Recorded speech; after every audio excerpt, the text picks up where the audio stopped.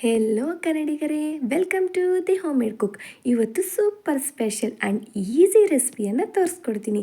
ಅದುವೇ ಹೆಸರುಬೇಳೆ ಸಾಂಬಾರ್. ಅದು ಎಲ್ಲರಿಗೂ ಗೊತ್ತೇ ಇರುತ್ತೆ, ಆದರೆ ನನ್ನ ಸ್ಟೈಲಲ್ಲಿ ಈಸಿ ಆ್ಯಂಡ್ ಟೇಸ್ಟಿಯಾಗಿ ಹೇಗೆ ಮಾಡೋದು ತೋರಿಸ್ಲಾ ಬನ್ನಿ. ನಾನು ಈ ಹೆಸರುಬೇಳೆಯನ್ನು ಕುಕ್ ಮಾಡ್ಕೊಂಡಿದ್ದೀನಿ. ಅದರಲ್ಲೇ ಅರಿಶಿನ ಹಾಗೂ ಸಾಲ್ಟನ್ನು ಹಾಕಿಬಿಟ್ಟಿದ್ದೀನಿ. ಇವಾಗ ವೆಜಿಟೇಬಲ್ಸ್ ಅಂದರೆ ಆನಿಯನ್ಸ್ ಆ್ಯಂಡ್ ಟೊಮೆಟೊಸ್ ಕಟ್ ಮಾಡ್ಕೊಂಡು ಇಟ್ಕೊಂಡಿದ್ದೀನಿ. ಹಾಗೆ ಹಾಫ್ ಸ್ಲೈಸ್ ಲೆಮನ್, ನಿಮಗೆ ಬೇಕಾದರೆ 1 ಲೆಮನ್ ಆದರೂ ತಗೋಬೋದು. ನೋಡಿದ್ದೀರಾ, ಒಗ್ಗರಣೆಗೆ ಬೇಕಾಗುವ ಸಾಮಗ್ರಿ ತೊಗೊಂಡಿದ್ದೀನಿ. ಈಗ ಒಲೆ ಮೇಲೆ ಬಾಂಡಿ ಇಟ್ಕೊಳ್ಳೋಣ. ಒಲೆ ಮೇಲೆ ಬಾಂಡಿ ಇಟ್ಕೊಂಡು ಒಂದು 2 ಟೇಬಲ್ ಸ್ಪೂನ್ ಆಫ್ ಆಯಿಲ್ ಹಾಕಿಬಿಡಿ. ಆಯಿಲ್ ಹಾಕಿದ ಮೇಲೆ ಅದು ಹೀಟ್ ಆಗುತ್ತಾ ಇರುತ್ತೆ. ನನ್ನ ಚಾನಲಲ್ಲಿ ಈಸಿ ಆ್ಯಂಡ್ ಟೇಸ್ಟಿ ರೆಸಿಪೀಸ್ ಹೇಳ್ಕೊಡ್ತೀನಿ ಫ್ರೆಂಡ್ಸ್. ಅದಕ್ಕೆ ನನ್ನ ಚಾನಲನ್ನು ಸಬ್ಸ್ಕ್ರೈಬ್ ಮಾಡ್ಕೊಳ್ಳಿ ಅಂತ ಹೇಳ್ತಾ ಇದ್ದೀನಿ. ಮನೆಯಲ್ಲಿರುವ ಇಂಗ್ರೀಡಿಯೆಂಟ್ಸಿಂದೇ ನಾನು ಈಸಿ ಆ್ಯಂಡ್ ಟೇಸ್ಟಿಯಾಗಿ ಹೇಗೆ ಮಾಡೋದು ಅಂತ ಹೇಳ್ಕೊಡ್ತೀನಿ. ನೋಡಿದ್ದೀರಾ, ಈಗ ಬೆಳ್ಳುಳ್ಳಿಯನ್ನು ನನ್ನ ಮಿನಿ ಜಾರಲ್ಲಿ ಹಾಕ್ಕೊಂಡು ಹೀಗೆ ಪೀಸಸ್ ಆಗಿ ಮಾಡ್ಕೊಳ್ಳೋಣ. ಚೆನ್ನಾಗಿ ಮೆತ್ತಗೇನು ಬೇಕಾಗಿಲ್ಲ, ಸ್ವಲ್ಪ ಕ್ರಷ್ ಆಗಿದ್ರೆ ಸಾಕು. ನೋಡಿದ್ದೀರಾ, ಈ ಥರ ಕ್ರಷ್ ಆಗಿದ ಮೇಲೆ ಈ ಆಯಿಲೆಲ್ಲ ಹಾಕಿಬಿಟ್ಟು ಒಂದು 2 ಮಿನಿಟ್ಸ್ ಬಿಡೋಣ. ಹಾಗೆ ಉಳಿದಿದ್ದ ಒಗ್ಗರಣೆ ಸಾಮಗ್ರಿನೂ ಇದರಲ್ಲಿ ಹಾಕಿಬಿಡೋಣ. ನನಗೆ ಕನ್ನಡ ಚೆನ್ನಾಗಿ ಮಾತಾಡೋಕೆ ಬರಲ್ಲ ಅಂದಿದ್ರೂ ನನಗೆ ನನ್ನ ಫ್ರೆಂಡ್ಸ್ ಎಲ್ಲ ಸಪೋರ್ಟ್ ಮಾಡ್ತಾ ಇದ್ದಾರೆ. ನನ್ನ ವೀಡಿಯೋಸು ಸ್ವಲ್ಪ ಮುಂದೆ ಹೋಗ್ತಾ ಇದ್ದಾವೆ. ಹಾಗೆ ನೀವು ನೋಡಿದ್ದಾಗ ನನ್ನ ಚಾನಲನ್ನು ಸಬ್ಸ್ಕ್ರೈಬ್ ಮಾಡ್ಕೊಳ್ಳಿ ಫ್ರೆಂಡ್ಸ್. ನಾನು ಈಸಿ ಆ್ಯಂಡ್ ಟೇಸ್ಟಿ ರೆಸಿಪೀಸನ್ನು ಹೇಳ್ಕೊಡ್ತೀನಿ. ನೋಡಿದ್ದೀರಾ, ಈ ಥರ ಒಂದು 5 ಮಿನಿಟ್ಸ್ ಆದರೂ ಫ್ರೈ ಆಗೋಕ್ಕೆ ಬಿಟ್ಬಿಡಿ.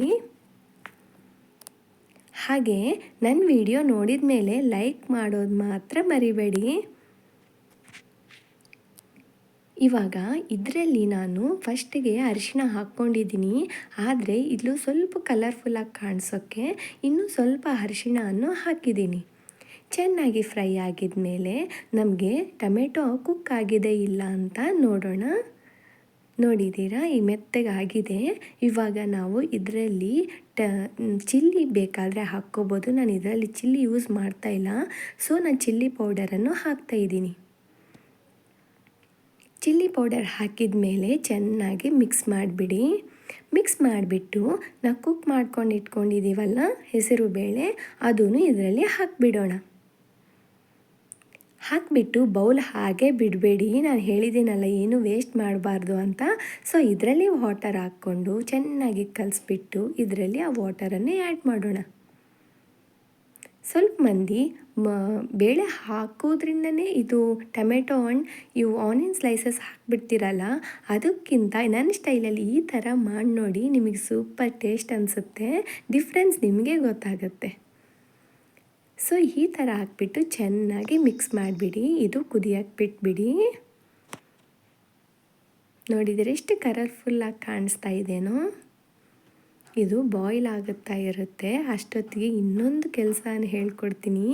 ಏನು ಮಾಡೋದು ಅಂದರೆ, ನಾವು ಇದಕ್ಕೆ ಕಾಂಬಿನೇಷನ್ ಆಗಿ ಪಾಪಡ್ಸನ್ನು ಫ್ರೈ ಮಾಡೋಣ.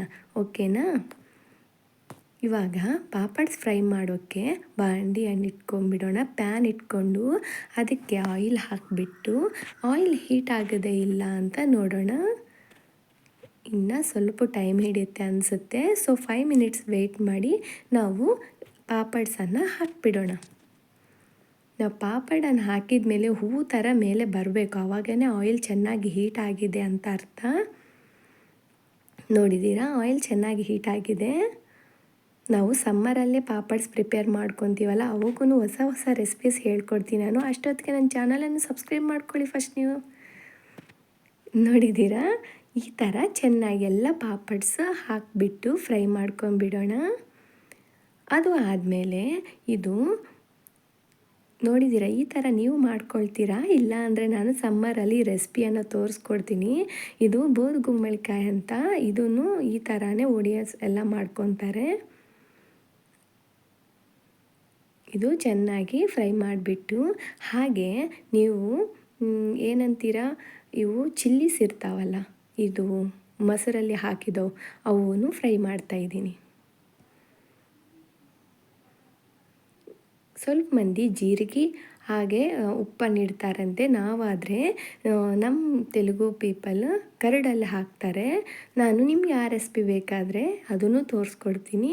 ನೋಡಿದ್ದೀರಾ, ಇದು ಪ್ರಿಪೇರ್ ಆಗಿದೆ. ಇವಾಗ ಇದರಲ್ಲಿ ಸ್ವಲ್ಪ ಲಿಮನನ್ನು ಹಾಕಿಬಿಡೋಣ. ಹಾಕಿಬಿಟ್ಟು ಚೆನ್ನಾಗಿ ಮಿಕ್ಸ್ ಮಾಡಿಬಿಡೋಣ. ಚೆನ್ನಾಗಿ ಮಿಕ್ಸ್ ಮಾಡಿಬಿಟ್ಟು ಈಗ ಹೇಗೆ ಸರ್ವ್ ಮಾಡ್ತಾನೆ ತೋರಿಸ್ಕೊಡ್ತೀನಿ. ನೋಡಿದ್ದೀರಾ, ಅರೋಮಾ ಆದರೆ ಸೂಪರಾಗಿ ಬರ್ತಾಯಿದೆ ನನಗೆ. ನೀವು ಒನ್ಸ್ ನಿಮ್ಮ ಮನೆಯಲ್ಲಿ ಟ್ರೈ ಮಾಡಿ ಹೇಗಿದೆ ಅಂತ ಕಮೆಂಟ್ ಸೆಕ್ಷನಲ್ಲಿ ಖಂಡಿತ ಕಮೆಂಟ್ ಮಾಡಲೇಬೇಕು ನೀವು. ಹಾಗೆ ನನ್ನ ಚಾನಲ್ನ ಸಬ್ಸ್ಕ್ರೈಬ್ ಮಾಡ್ಕೋಬೇಕು. ನೋಡಿದ ಕೂಡಲೇ ನನ್ನ ವಿಡಿಯೋಗೆ ಒಂದು ಲೈಕ್ ಹಾಕಲೇಬೇಕು. ಹಾಗಾದರೆ ನನಗೂ ಒಂದು ಸಪೋರ್ಟ್ ಇದ್ದಂಗಿರುತ್ತೆ. ಇನ್ನೂ ವೀಡಿಯೋಸ್ ಮಾಡೋಕ್ಕೆ ಎನ್ಕರೇಜ್ ಥರ ಇರುತ್ತೆ. ಏಕೆಂದರೆ ನಾನು ಈಸಿ ಆ್ಯಂಡ್ ಟೇಸ್ಟಿ ರೆಸಿಪೀಸ್ ತೋರಿಸ್ಕೊಡ್ತೀನಿ, ಅದು ನಮ್ಮ ಕನ್ನಡಿಗರಿಗೆ. ಸೊ ನಮ್ಮ ಕನ್ನಡಿಗರು ನೋಡಿದ ಮೇಲೆ ನನ್ನ ವಿಡಿಯೋಗೆ ಒಂದು ಲೈಕ್ ಹಾಕಿ ಸಬ್ಸ್ಕ್ರೈಬ್ ಮಾಡ್ಕೊಳ್ಳಿ. ಹಾಗೆ ನಿಮ್ಮ ಫ್ರೆಂಡ್ಸ್ ಆ್ಯಂಡ್ ಫ್ಯಾಮಿಲಿ ಮೆಂಬರ್ಸ್ಗೆ ಶೇರ್ ಮಾಡಿ. ಓಕೆನಾ? ಇನ್ನೂ ಹೊಸ ರೆಸಿಪೀಸಿಂದ ನಿಮ್ಮ ಮುಂದೆ ಬರ್ತೀನಿ. ಇದು ಟೇಸ್ಟ್ ಮಾಡಿ ಹೇಗಿದೆ ಅಂತ ಕಾಮೆಂಟ್ ಮಾಡೋದು ಮಾತ್ರ ಮರಿಬೇಡಿ. ಓಕೆನಾ? ಮತ್ತೆ ಹೊಸ ರೆಸಿಪಿಯಿಂದ ನಿಮ್ಮ ಮುಂದೆ ಬರ್ತೀನಿ ಫ್ರೆಂಡ್ಸ್. ಅಷ್ಟುವರೆಗೆ ಬಾಯ್.